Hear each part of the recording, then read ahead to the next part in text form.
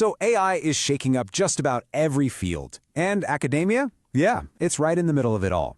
In this explainer, we're going to dive into the opportunities, the tools, and most importantly, the crucial rules for using AI as a partner in your academic writing. All right, so let's get right to the heart of the problem. We all know academic writing can be a real beast, but what is it that makes it so uniquely challenging? This quote just nails it, doesn't it? Most researchers, they can talk your ear off about their work, no problem. The real struggle kicks in when you have to translate all those brilliant ideas into a dissertation or a journal article. I mean, it's not just about what you know, it's about the craft itself. You've got to build this logical structure, meticulously tie every single claim back to its evidence, and then write in this super specific, formal style. And that's all before you even get to the classic hurdles like writer's block or trying to swim through a sea of literature. But here's the good news. A whole new wave of software is showing up, designed to help us tackle these very specific, and let's be honest, often super tedious parts of the process. Okay, this is the crucial point. We have to reframe how we see this tech. These aren't ghostwriters. The best way to think about them is as specialized assistants, like a writing coach, a superpowered proofreader, or a research librarian who never sleeps. They're here to empower your work, not do it for you. This gives us a fantastic map of the AI landscape for academics. You can basically see 4 key areas where these tools can lend a hand: finding literature, getting feedback on your arguments, polishing up your language, and managing all those citations. And for each job, there are specialized tools built to do that one thing really, really well. So, first up, literature discovery. We're talking way beyond simple keyword searches here. Tools like Elicit and Litmaps actually use AI to find papers that are conceptually related, and they can even create these cool visual maps of how studies connect. It really helps you see the bigger picture of an entire research field. And then you've got structural feedback. This is a game changer because it goes way beyond just grammar. A tool like the Isify basically acts like an expert reviewer, digging into the logic of your argument. It's asking the tough questions. Is your thesis clear? Does your evidence actually support what you're claiming? It's almost like a dress rehearsal for peer review. Okay, but before you dive headfirst into all this, there's a critical new layer we have to navigate: the rules.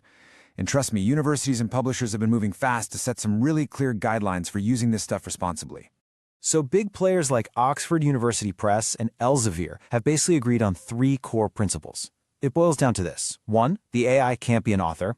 2, you, the human, are always 100% accountable for the final work. And 3, you absolutely have to disclose which tools you used. And this quote from Harvard's policy just brilliantly explains the why behind all these rules. The whole point of academic work is learning, right? If you use AI to shortcut the thinking process, you're kind of defeating the purpose. The tech should be a partner that helps you learn better, not a machine that does the heavy lifting for you.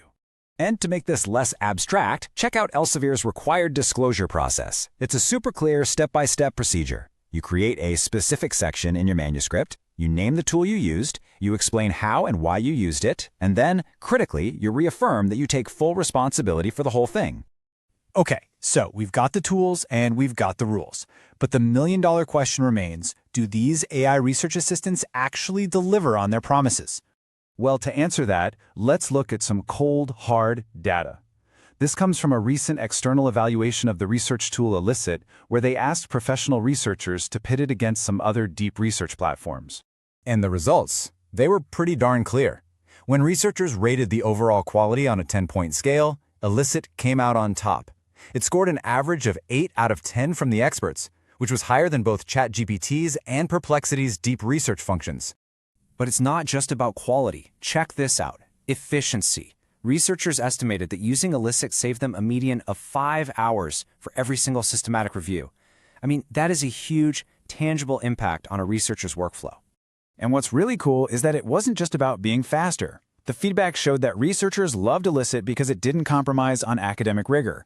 It stuck to legit, peer-reviewed sources, it made citations super easy to verify with direct quotes, and it was transparent about how it worked. All the stuff that really matters.